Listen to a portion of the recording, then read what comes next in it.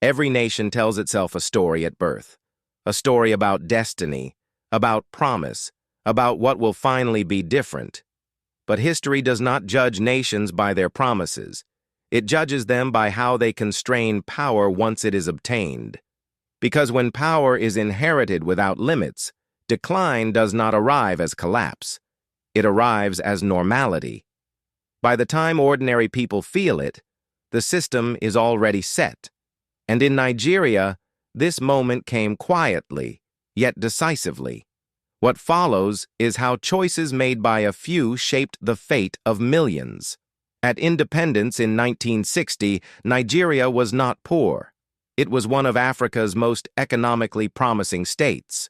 Agriculture thrived across regions: cocoa in the west, groundnuts in the north, palm oil in the east, rubber, cotton, timber across the country. Nigeria competed globally, with Malaysia in palm oil, with Ghana in cocoa, with Argentina-level output in certain crops. Regional governments were fiscally active. Productivity mattered. Revenue followed output. The civil service, inherited from the British, was rule-based and procedural, status-driven rather than rent-driven. Courts functioned. Contracts mattered. Law, while imperfect, carried predictability. Nigeria's problem was not resources, talent, or diversity. It was how power would be organized once colonial restraint disappeared. History shows this moment is decisive. India, Botswana, and post-war Japan chose to bind power early. Argentina, Venezuela, and much of post-colonial Africa did not. Nigeria followed the second path, and this choice, subtle at the time, set in motion decades of quiet extraction. Elites shaped incentives, and ordinary citizens unknowingly paid the price. At independence, Nigerian elites inherited a centralized state, steady revenue streams, and coercive authority. What they did not inherit was self-limitation. Instead of strengthening courts, electoral credibility, and bureaucratic independence, politics became existential. Winning office meant control of state resources, protection from consequences, and the ability to reward allies and punish rivals. Losing meant vulnerability. Where office equals survival, law becomes optional. This pattern mirrors post-independence Argentina and early post-colonial Pakistan. Rule of law survives only when laws apply upward and downward. In Nigeria, courts slowed. Cases involving powerful actors stalled. Political connections softened consequences. The message to society was clear. Success came from access, not compliance. From proximity to power, not productivity. And this is the point where an economy quietly pivots. From productivity to patronage. From innovation to survival. Military rule accelerated this shift. Power became centralized without accountability. States lost fiscal autonomy. Revenue allocation replaced local productivity. Federal control expanded. The consequences were decisive. When governments rely on taxation, they listen to citizens. When they rely on resource rents, they manage loyalty instead of growth. Oil revenue replaced taxation. The state stopped depending on citizens. Citizens stopped being stakeholders. Military rule governed by decree. Constitutions were suspended.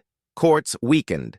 Corruption became safer than entrepreneurship, faster than production, and less risky than innovation. By the time civilian rule returned, institutions existed, but their authority was hollow. This pattern was not Nigeria's alone. Zaire, Iraq, Venezuela. History repeats when elites are unconstrained. Oil did not make Nigeria rich. It made discipline unnecessary. Oil required no innovation, no industrial learning, no mass employment. Elites focused on access to rents, control of allocation, and suppression of transparency. Agriculture declined. Manufacturing stagnated. Imports replaced production. Corruption became a system, not a deviation, a method of gatekeeping, a tool of loyalty enforcement, a condition of survival within elite networks. For ordinary people, the consequences were predictable: roads unfinished, electricity unstable, hospitals unequipped, education stagnant. The economy did not fail, it was mined. And this is why extraction, not collapse, defines Nigeria's economic story. Pain accumulated quietly but relentlessly. When civilian rule returned in 1999, democracy arrived without deterrence. Democracy does not guarantee development. Only accountable democracy does.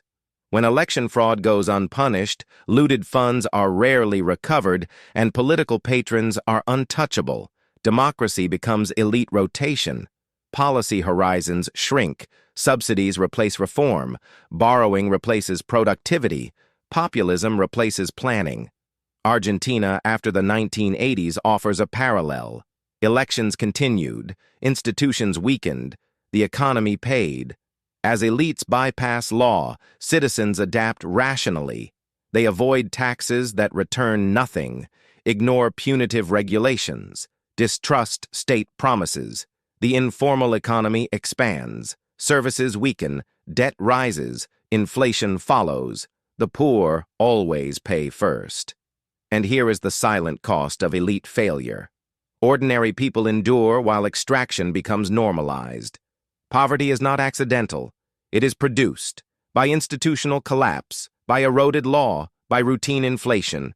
Traders, graduates, farmers, all affected predictably. The deepest damage is psychological. Effort no longer feels rewarded. Law no longer feels protective. The future appears closed. When trust collapses, brain drain accelerates. Violence normalizes. Survival replaces citizenship. This is where decline stops being a risk. It becomes ordinary life. And yet history leaves a lesson if we are willing to see it. Rule of law is economic infrastructure. Markets run on trust. Trust runs on law. Elites shape incentives, not outcomes. Unchecked elites extract. Constrained elites must build. Resource wealth without accountability is a trap. Resources hide incompetence. Institutions turn wealth into prosperity. When law fails, the poor pay first.